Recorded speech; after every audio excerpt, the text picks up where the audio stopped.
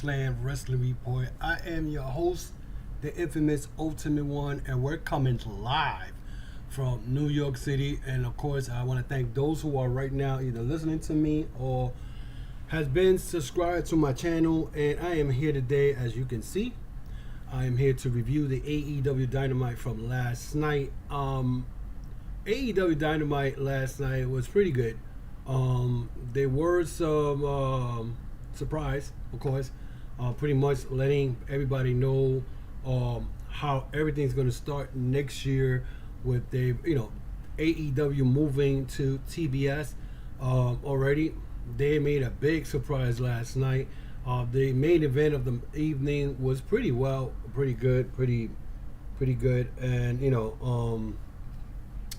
but I mean, you couldn't ask for anything better. I don't know how many people were watching it. I mean, it wasn't like there was football last night. It wasn't like there was a lot of basketball going on, especially with this pandemic again getting stronger. A lot of these games, basketball, hockey games, are being postponed because of this pandemic. That the increase of cases and all that is affecting sports. So most likely, you may get something as far as maybe 900,000, depending. I mean, because last week they had the AEW Dynamite, what was it, the Battle Royal, actually the finals of the AEW ring, whatever. But they had a 1 hour match between Hangman Page and Bryan Danielson, which was pretty good. It was a very fun match to watch, and of course, you get to look at the chatterbox. I call Twitter the chatterbox because a lot of people go in there and all they do is complain about AEW, that supposedly the match was too long, why it was too long. I mean, because this generation of wrestling fans are already programmed to watch only 3 minute, 5 minute matches, sometimes 15, because they expect, the attention spans is so low down today that it's ridiculous. But anyway, guys, it pretty, you guys probably who are here for the first time and listening to me, again, I'm always do it live broadcasting. I think it's better to communicate. I hate certain people on Twitter, maybe get a following here, and check what I bring to the table, not just on my audio podcast that I do every Sunday. You can find that on Spotify, Amazon, Apple, and any major audio podcast platforms that you like to listen to your shows. Yes, that was a cheap pop. But I also got this YouTube channel, and I usually do recordings and then I put it, but I figure, you know what, why do recording when in this day and age you could do live? And whether you get 15 people watching you only get 3, it doesn't matter. You're putting out their content. So today, as I did 2 days ago, what's up, Dirty Heels? Thank you for showing up and checking my podcast. So I did a Monday night review on Tuesday, and now I'm doing an AEW review, Dynamite review, and I'm gonna go with the first match of the night, which was Orange Cassidy and Adam Cole. In the beginning of the match, according to what I'm hearing, most of the whole feeling process of that match was pretty much comedic. Like, Orange Cassidy, he'll try to put his hands in his pocket, he'll do something slow, all that, and he was kind of, frustrating Adam Cole. Now, mind you, he was going technical style, the arm drags, the head scissors and all that. So it started off like that. It wasn't until Adam Cole hit him with a backstabber, where Adam Cole then took control of the match, and then after that, he was pounding Orange Cassidy. Orange Cassidy went and dove from the top, and then hit a DDT, and then the Elite comes out, the Youngbucks come out, and this is the crazy part of this whole match. The Youngbucks come out with Brandon Cutler, and best friends cut him off, and then they started fighting. But before that, Orange Cassidy took out Brandon Cutler. So right there, you saying, okay, they fend them off. Most likely, maybe Orange Cassidy will get the win, but I don't see it because Adam Cole right now is undefeated. He was 5-0 before this match, and so I figure, okay, he might lose, but But I did not expect what happened afterward. Bobby Fish then runs to the ring area and distracts the referee. Now, they have the camera on Orange Cassidy. They're not showing nothing that's going on around the ring. They don't show Bobby Fish distracting the referee, and out of nowhere, people are cheering, going crazy. I'm like, who the hell is going on? Next thing you know, Kyle O'Reilly shows up and takes out Orange Cassidy, helps Adam Cole to win his match. Now, this was very interesting. Now, before I go to the next match and talk about the next match, probably for the last 6 months, in my head, I'm thinking Orange Cassidy is going to go, not Orange Cassidy, what am I talking about Orange Cassidy? Kevin Owens, that's what I meant to say. Kevin Owens, we're live, so we're going to do mistakes, I don't care. Kevin Owens his contract was coming up. And when that came up, and he was going back and forth with the Youngbucks on Twitter, about teasing that he was going to come to AEW, whatever. In my head, I'm thinking Kenny Omega is going to be the one who's going to get betrayed by the Young Bucks, and they're going to join Kevin Owens and Adam Cole. Remember Adam Cole and BTE, he got killed, supposedly. So I figure like I could see that Adam Cole turning on Kenny Omega and whatnot, and leaving Kenny Omega on his own. So I'm thinking, oh wow, they're planning to do the Mount Rushmore of wrestling. And that's all I thought for the last probably 4 or 5 months. I'm thinking Kevin Owens is going to come to WWE. And then sometime last week, I think it was last week or the week before, Kevin Owens resigns with WWE. So now that leaves us with, okay, what's going to happen? I knew Kyle O'Reilly's contract was coming up.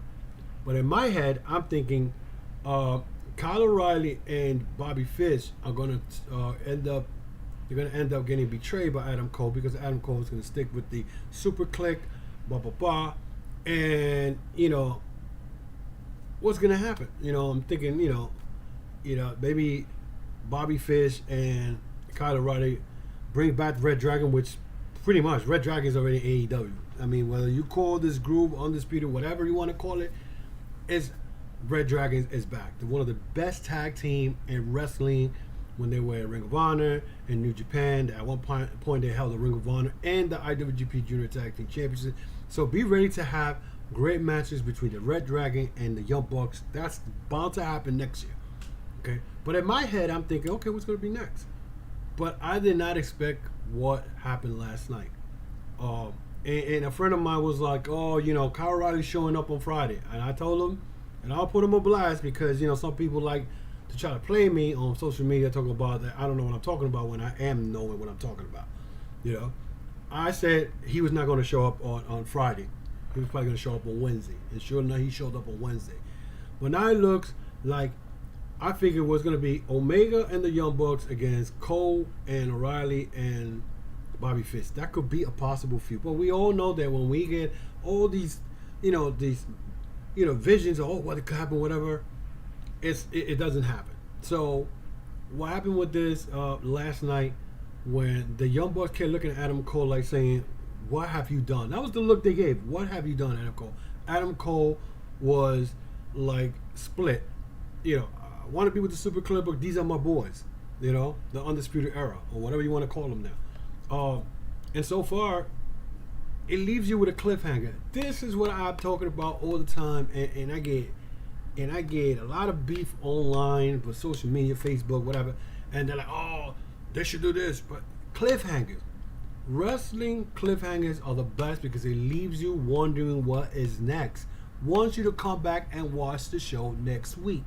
And that's exactly what AEW did last night with this storyline. And the great part is they didn't do no backstage promos or with them like the Young Bucks are approaching Adam Cole about it. And this AEW Dynamite Holiday Bash started off good. So again, Orange Cassidy gets the brunt of all this. Even the best friends came in and they got beat up in the process. So it looked like Red Dragon is back. Adam Cole reunited with his former Undisputed Era Cole or colleagues or whatever you want to call it. But this is going to be very, very interesting because this is going to set up Revolution. in March. Okay, they got almost 3 months to have Kenny Omega back and have this feud start. So this is something to look forward to. Then they had a Hangman promo, which had me wondering, are we getting the Hangman feeling down type shit again? And I'm going to tell you why. Because Hangman Page started off his promo talking about he didn't feel like a champion because he wasn't able to beat Bryan Danielson last week. And I don't know where Bryan Danielson comes out. And he starts talking about, Hangman Page is, crying, and he should have the world title. He should be the world champion. And he has a suggestion to the problem that they had, which it was the 1 hour limit that happened last week. He has a suggestion. And the suggestion is that they should put judges. Now, once he mentioned that, I wasn't happy about it. Because I could see a swirl coming out of all this. Judges? Am I happy with that thought? I don't know. Who is going to be the judge?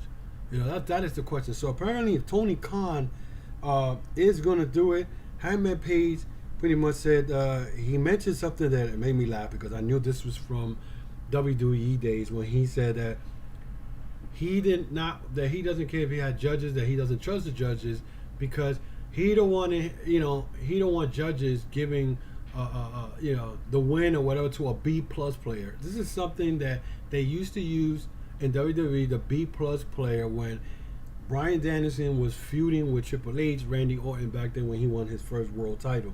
So right there, I shout out WWE. I don't understand why AEW does this. They shouldn't do none of this shots at WWE. Right now, WWE is in so much trouble. Right now, they just hit the lowest ranking, lowest rating in WWE probably in history. They keep getting worse, but WWE should not be mentioned, not by name, but by little top pot shots that they take at at WWE. No need for that. You just mind your business, do your stuff, and do your product, and produce your product, and people are gonna watch. This was it was funny because I'm like, you need to do that. There's no need for that.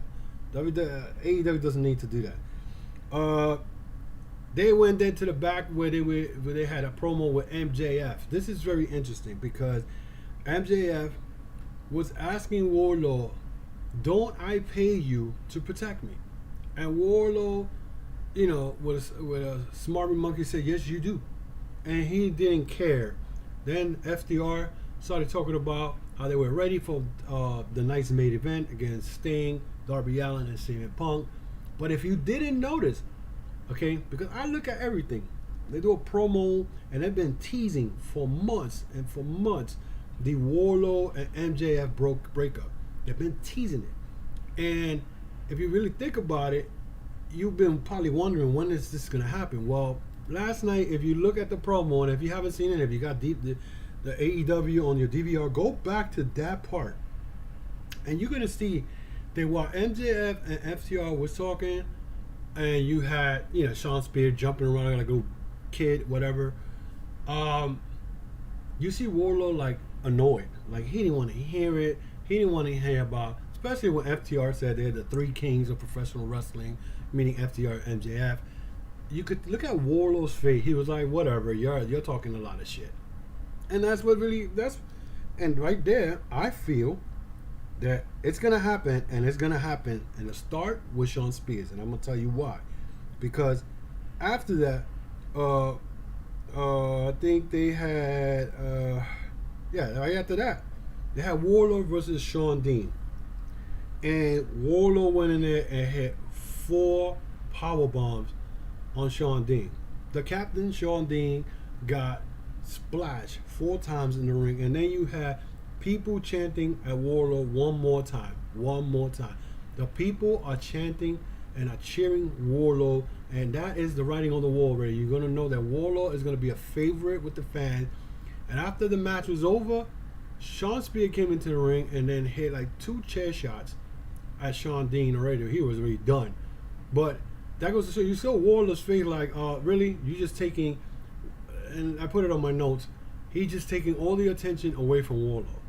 And I could see it happening if it doesn't happen by next week. And Dynamite is going to happen on the first week of TBS Dynamite on January 5th. So that is going to be interesting to watch. Then after that, we had Dan Lambert. I hate his fucking promos. I'm sorry. I usually ask myself, why did AEW is even doing any type of work with this man? That man talks a lot of shit. A lot of shit. Okay? And Men of the Year are being squandered, and I'm going to say, keep it real, they're being squandered by being with this fat face fucker, whatever, because all he does is talk. This time they were talking about Cody Rhodes, and I'm saying to myself, please tell me that they're not still pushing Cody Rhodes as a babyface. We all know that everybody's tired of Cody Rhodes. Everybody is tired of Cody Rhodes. And,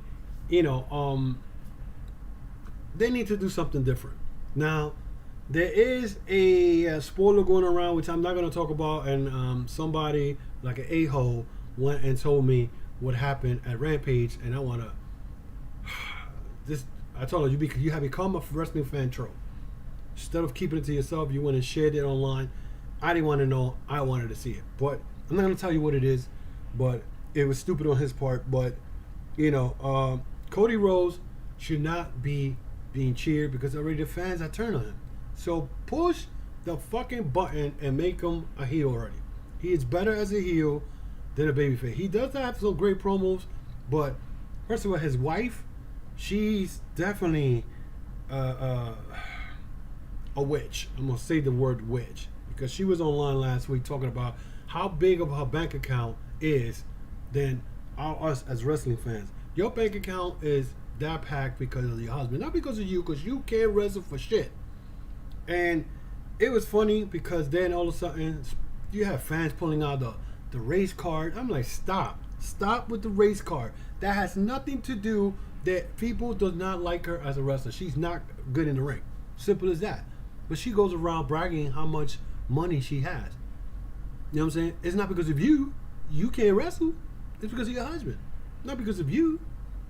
But listen, I couldn't understand that.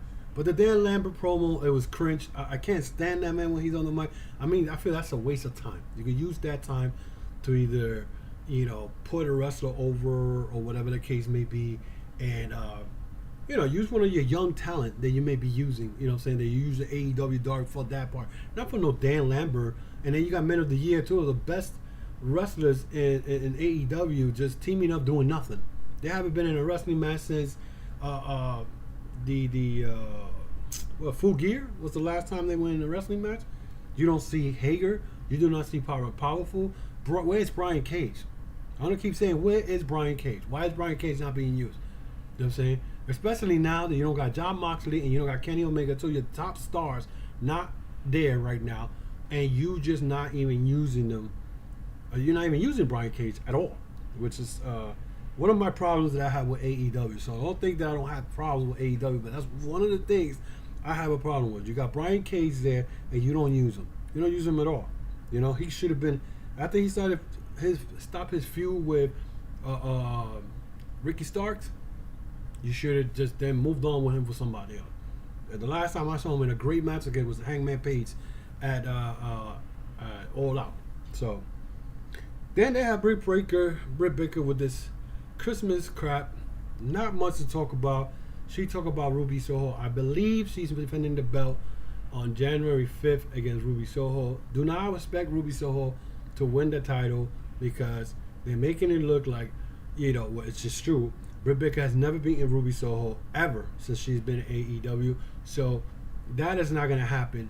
So probably going to be a good match, but Britt Baker is going to end up winning. She's going to have the advantage. You got Rebel outside. You got Jamie Hayter outside. So they're going to get involved. They also had Owen Hart kind of little small documentary promo and the cup that's coming up in May. That part, I know a lot, and I'm going to say it right now, and I know a lot of you guys may get mad, but a lot of WWE fans are wondering, why is AEW even doing anything that has to do with Owen Hart? Well, Owen Hart was wrestling outside of WWE before he came to WWE, And he was in Japan fighting the likes of Chris Benoit, fighting the likes of Jushin Liger, fighting Black Tiger, Eddie Guerrero. He was out there wrestling before he came to WWE. And the reason he came to WWE because Stu Hart, his father who owned Stampede Wrestling, got bought out by WWE. Okay, but WWE, instead of, they did push this guy. I'm not gonna say that they never did. He did very well in WWE. He won the Intercontinental title. He won the WWE Tag Team title with Yokozuna. He never won the world title. As talented as he was. Okay, I remember when he first came to WWE, they had him teaming up with Coco Beware, which Coco Beware was a Mick Carter, and that's all they did with him. It wasn't until he turned on his brother Bret Hart when he became a star. But well, it doesn't take much. Why all of a sudden AEW is taking advantage of this? One, okay, Martha Hart did the Dark Side of the Ring, and Jericho was involved in that, and Jericho, of course, with guys like I believe, I forgot who else was involved in this, but I know Tony Khan took advantage, and AEW teamed up with the Owen Hart Foundation. So now they're gonna do a tournament that's gonna end at Double or Nothing. And I know a lot of wrestling fans. I remember when they first announced it, they were WWE trolls, I call them. They were like, "Oh, why is AEW involved in Owen Hart? He never wrestled there. You don't have to wrestle there." AEW is about tradition, professional wrestling, and them doing this. And they had Adam Cole talking about it. They had Mark Henry, who was shared the same locker room with Owen Hart, and you can see he was a little emotional. And you have other wrestlers that probably, especially like guys like oh my God, what's his name? Matt Hardy, who probably grew up watching Owen Hart and all that while they were in the Indies. So what's wrong with that? So they are going to do a tournament coming up in May, and I think this is great. The only thing that is hitting me right now, Josh Alexander had mentioned he wanted to be part of this tournament, but now AEW and Impact are not working together anymore. So we'll see if he's able to do this, and if Impact allows him to come and compete for that tournament. I don't see why not. It can happen. The Forbidden Door is still open. I think just Impact just decided that they think they were better off without AEW. Good luck on that. And they're probably pretty much working with New Japan right now, but how much can you get from New Japan? You know what I'm saying? It's not much. You're not getting these top stars, and they're not going to push. They don't trust Impact right now. So that alone is very interesting. Then we had the semifinals of the TBS Women's title tournament. Nyla Rose versus Ruby Soho. This match was pretty good. I mean, Vicky Guerrero kept getting involved. The first thing was when Vicky took on Nyla out of the danger when Ruby charged her and by the steps and by the steel steps, and Ruby hit the steel steps herself. Then at one point, Nyla was trying to use a chair, and she got hit with the chair when Ruby drop kicked the chair into Nyla, and then Vicky got involved again, and this time by pushing her off pushing Ruby off the top rope. She lands dangling from the rope, and that's when Nyla Rose went and did that knee strike, hitting Ruby on her shoulder. The announcer pretty much said that Ruby has had 3 shoulder surgery in that arm, and you could tell she was in pain. And I mean, when the match was over, the doctors came close to her. She was really in pain. And Ruby ended up winning the match after she hit what I think what it's called is the no future kick for the win. Now she goes to the final. But when she left, she looked like she was hurt. So now the question is she going to be 100% when she meets the winner of Thunder Rosa and Jade Cargill? I don't want Jade Cargill winning anything. I'm sorry, you guys could probably disagree, but I want to see Ruby Soho versus Thunder Rosa, because those were the 2 last women in the Casino Battle Royal. I believe it was at Full Gear. No, bullshit. It was All Out. So I won't mind seeing them going at it for that belt on January 5th. But I don't know if this girl got hurt. If she really got hurt, I never seen doctors run so fast to take care of Ruby in that match. But it's going to be interesting. So Rosa and Karrion will be next Wednesday, and that is going to be interesting. Then we had the Malachi Black versus Griff Garrison. Garrison went and charged Malachi quick and got kicked in the head for his troubles. And Garrison tried to, fight Malachi. He did strike Malachi, had him in trouble a little bit, but Malachi with his strikes, kicks on Griff Garrison. Griff at one point blasted, he blasted Malachi Black with a strong forearm. It reminded me of New Japan Pro Wrestling and kind of wobbled Malachi, but Malachi then hit a nasty knee strike on Griff Garrison, and then he submitted him with a one-legged crab. Pillman came in the ring to stop Malachi from releasing the hold, but only got missed for his troubles. Actually, no, I don't think he hit the miss. He black masked his ass. Either way, black mask. Right? Brian Pillman, I'm not a big fan of his. He's nowhere near like his father. I think he plays too much for the fan. Now, the main event of the night was FTR versus MJF. FTR and MJF, versus Sting and Darby, Allin, and CM Punk. Now, the best part I loved was when Sting came out with the paint. He had the lightning on the eyes painted, and then the cross from CM Punk. Now that was cool. I believe that was one of the best designs he ever had. Then you saw Darby Allin come out. He had half his face painted in pink, but with black Sting makeup on. And then CM Punk came out with Sting trunks from the old days back in the 80s and painted like Sting used to do back in the 80s. It was cool. The match itself, it was crazy. Now, MJF entered the match and looked like he was going to start the match and acted like he was ready to lock out with CM Punk, but then ran out. But then MJF came in the ring when Darby was in the ring and bailed out again, and when they tagged Punk. Then Sting got a standing ovation. He hasn't wrestled in Greensboro, North Carolina in 20 years. He got a standing ovation when he came in. People started chanting he still got it. He does still got it. The man's 60s. I don't know how WWE didn't know how to use this man and should have had an Undertaker Sting match. That would have been great. No matter if these two guys were old, it would have been just the fact that both of them would have been in the ring.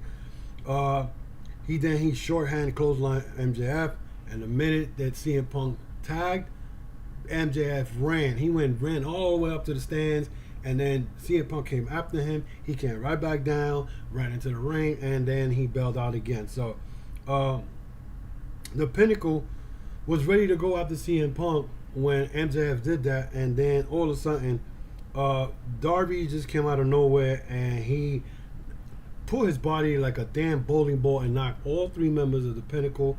It was some crazy shit. It was crazy. But then as the match continued, Pinnacle ended up catching Darby. They started beating on him. Sting then got the tag. He ended up splashing the Pinnacle, all three Pinnacle.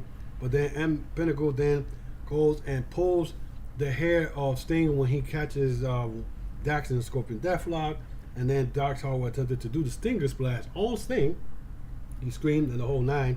And then it was crazy because he missed after that. And this whole match was crazy. At one point, MJF and Darby went through a table outside. I don't know how the hell that happened. Punk gets caught with the big rig, the finishing move of FTR, and he, I don't know how. I think Darby Allin kicked one of the guys, and then at one point, MJF landed on his head when it was crazy. I think I don't remember, but he landed on his head. I think it was a Darby or Sting or one of them. I know he landed on his head, and we were like, "Oh my God!" He probably got a concussion. The only good thing was there was a padding outside where he landed, so the padding saved him from getting a concussion because he was able to stand up after the match and talk shit like he does. And then right after that, Sting did a whole body press from the top rope to the outside. So this match was crazy, and it wasn't on to. MJF was about to get hit with the GTS, and he saved he saved MJF from CM Punk, and CM Punk hit the go to sleep, and then Sting hits the death drop, and then Darby hits the coffin drop on Dax, and they win the match. So that was it for the AEW Dynamite show. Overall, this show was pretty good. I can't say it was great, but it was fun. The main event was fun. The Kyle O'Reilly showing up unexpected, that alone was, shocking, because I didn't expect him to come out this week. I mean, I had an idea maybe, but because we get into a wrestling match, you forget. And once I saw him, I was like jumping in my house like a mark and whatnot, and I was like, wow, look who's there. And then the cliffhanger, how they left it. And this is not over, because I'm sure there's other wrestlers might be coming in. And there is a rumor going around that Bray Wyatt may go back to WWE, but then again, that's just other podcasters who, may be hearing other story, or they may be reading something else. I haven't heard anything. I saw something like that a month ago. But again, my question will be, why would you go back? You know what I'm saying? Why would you go back to the WWE when they just disrespected you in every way possible? They're still selling his stuff, so he has no right in creative stuff that he got at the, because WWE is still selling his shit. But the AEW did pretty good last night. Nothing like the week before. Last week was the 1 hour match, and after that it just died after that. I don't know why, but excuse me, be coughing. I'm under the weather a little bit, so bear with me, because I know this is live. But so we'll see what happens coming up next week. We got Rampage coming up tomorrow. Actually, not tomorrow, Saturday, because they're doing it on Saturday. And you got the trolls already trying to, give you the spoilers. I'm not looking at no damn spoilers until I see Rampage on Saturday. So, again, guys, I want to thank you for at least listening. Again, Dirty Heels. I know you guys were here. Yo, my boys, I got to show love to you guys for 2022. You know what I'm saying? We already have met up twice at House of Glory. Those two shows that they had, incredible shows, House of Glory, and that's another federation or promotion you guys gotta keep an eye on for 2022. But I want to thank Dirty Heels, who was in the chat room, and hopefully, guys, you can follow me on the Chokeslam Wrestling Report YouTube channel. Subscribe to the channel, hit that notification bell for new uploads, whether it be live stream or it would be recorded tapes. I got a lot of plans coming up. I got interviews coming up. So check that out on my audio podcast. Also on Apple, Spotify, Amazon Music, and any audio podcast that you guys like to listen to. So again, this was a test to see where this audio stuff could go at. I did on Tuesday. Got a little nice little reviews, a lot of stuff. Hopefully this will be better, and we'll see what happens. Until then, guys, be safe. Have a Merry Christmas. Have a Happy New Year. I might get back in here sometime next Tuesday. I might do Monday night. Who knows? Never know. I'm always full of surprise. I don't know if I'm going to do a Monday Night Raw, because it's going to be pretty much, it may be pre-recorded, supposedly. The AEW, again, is going to come Saturday for Rampage and next Wednesday. So definitely I will be talking about that. The Rampage, I'll definitely be talking about it in an audio podcast, so check that out, guys. Again, follow me on Facebook, Instagram, Twitter, the Chokeslam Wrestling Report. Check us out, and give us love. Check out the merchandise, tcwr.veryimpressive.com. And if you can see on the thumbnail, I got hats. I got the hoodie that I just put up there. I got shirts. I got 3 shirts in there, hoodies, and hats. The hats are snapbacks. Check it out. Support the podcast. Support what we do. You know what I'm saying? I do this for the wrestling fans, not to be here to claim that I'm the best at podcasts or whatever. I just have fun doing this, and try to network with other podcasts, in which I have been privileged to be able to do that. Again, Dirty Heels podcast. Check those guys out. They're as funny as fuck. They are cool. They are so down to earth, and they'll give you their honest opinion when it comes to the big promotions and the independent scene. They're more into the independent scene, and they everywhere. So check them out. Dirty Heel Podcast, and also on YouTube. So giving them a shout out. Love to Turnbuckle Tabloid, of course. I give you guys love, of course. WNR Podcast in London. Much love to them. I'm part of that. So we'll see. Until then, guys, be safe. Wear that mask for your safety. For your safety. I'm not telling you what to do, but for your safety and for your safety of your family. Until then, guys, enjoy the rest of